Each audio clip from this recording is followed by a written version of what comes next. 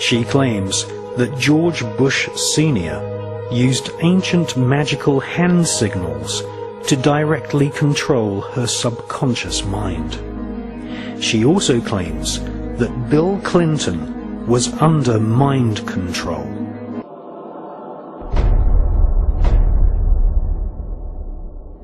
In covertly recorded off-air transmissions from the Bush-Clinton presidential election campaign in the 1990s, we can see that Bill Clinton was nothing more than a puppet to the puppet masters which placed him in the White House. Bill Clinton's demeanor seems to be similar to a person who is under a hypnotic trance. I love you.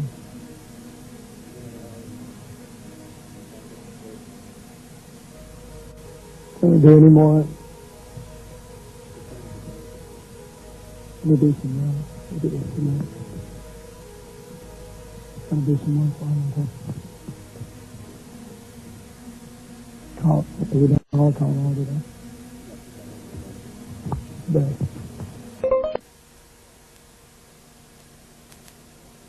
So I wanted to finish the thought here.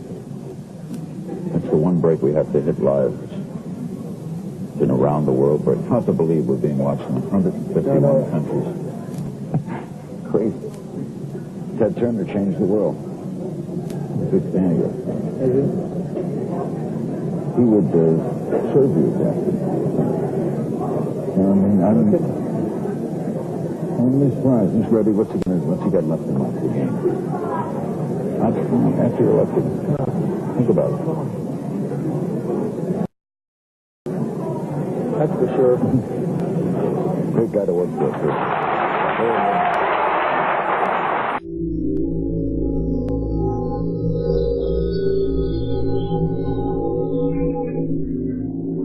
Remember that every single man, woman, and child in the state of South Carolina awakens to a freer, safer world because of George Bush.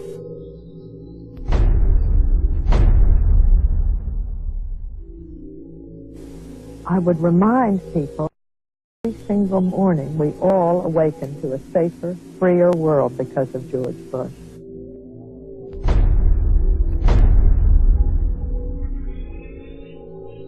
And Nicole, I would remind you and the people of Florence that all of us awaken every single day to a freer, safer world because of George Bush.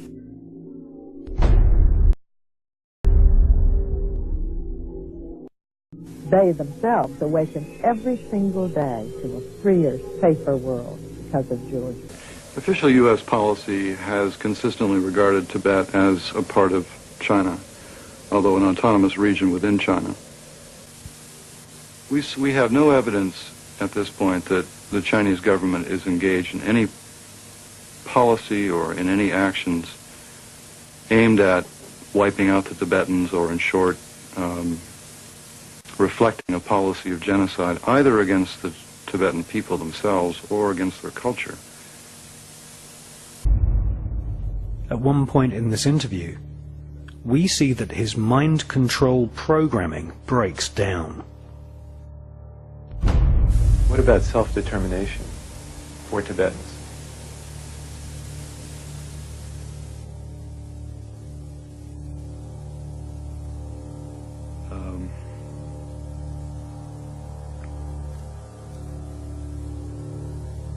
On the BBC Newsnight programme, we see a Chinese government minister also displaying signs of heavy mind control. Can you explain to us on the political situation why there has been no response from your government to the Dalai Lama's proposal in Strasbourg of nearly 3 years ago now about an arrangement between him and fellow Tibetans and your government? In 1988, in Strasbourg, the Dalai Lama proposed to make Tibet a democratic political entity governed by itself, which maintains relations of alliance with China. And what does it mean? Well, it's suggesting, or he's suggesting that they be given autonomy in internal affairs, that they give to you I just control. quote what he said in his proposal. It's nothing new. We think it's nothing new, but another version of the statement that China holds only suzerainty, not sovereignty over Tibet. We heard of this kind of clamoring at the beginning of this century in order to divide China. That phrase also means that the Dalai Lama advocates Tibetan independence. And we have repeatedly said that China's sovereignty over Tibet can never be denied. Neither independence nor semi-independence or disguised independence will be tolerated. Thirdly, the Dalai Lama's proposal favored transforming Tibet into a peace zone or a buffer state among the great powers through demilitarization or neutrality. But a peace zone or neutral zone involves the problem of state sovereignty and international safeguards.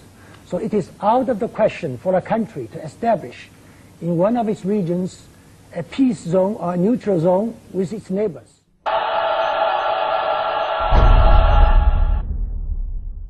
You were both in Skull and Bones, the secret society. It's so secret we can't talk about it. What does that mean for America? The conspiracy theorists are going to go wild. I'm sure they are. I don't know. I haven't seen the web. Number 322.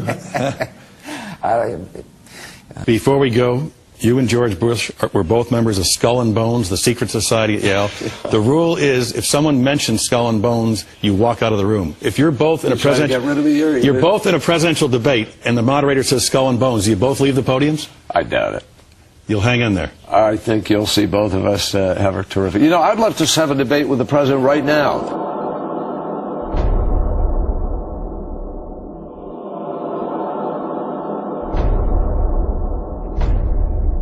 Are we not men? No, we are not men. We are beasts, and you have made us beasts. We will not walk, we will not talk, we will not gather in the night. We will dress right, dress ready, run. And in the last resort, we will use cold blue steel and jab between the second and third rib and twist. Ah! Bushmasters! 5, 4, 3, 2, 1.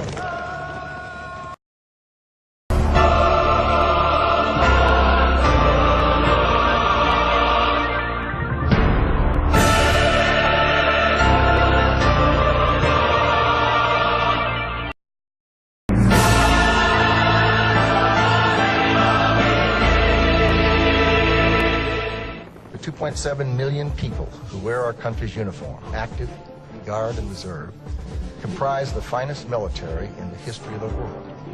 They stand ready to face down any threat, anytime, anywhere.